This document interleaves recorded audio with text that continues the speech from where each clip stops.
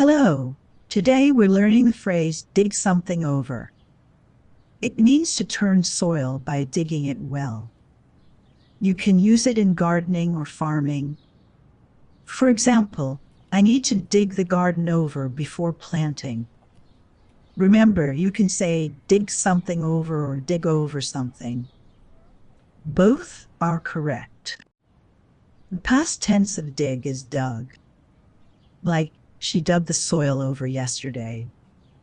You can use this phrase when preparing land for plants. It helps make the soil loose and ready. Sometimes people use it to mean checking something carefully. But usually, it's about digging soil.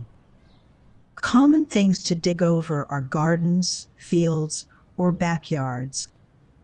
Be careful not to say dig over the garden. Say dig the garden over instead. Now, try this sentence. We will dig the field over tomorrow. Great. Keep practicing to use dig something over naturally. Thanks for watching. Happy learning.